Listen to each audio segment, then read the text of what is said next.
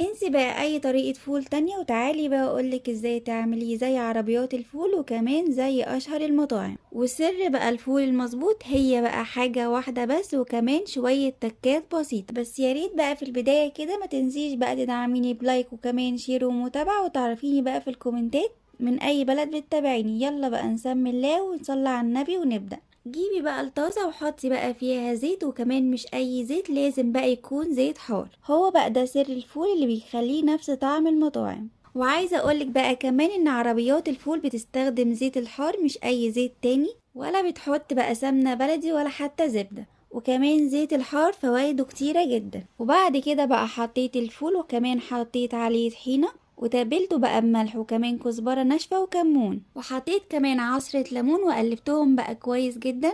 اعمليه بالطريقة دي وبجد مش هتندمي وهيعجبك جدا، وبعد كده بقى مش هتاكليه غير كده.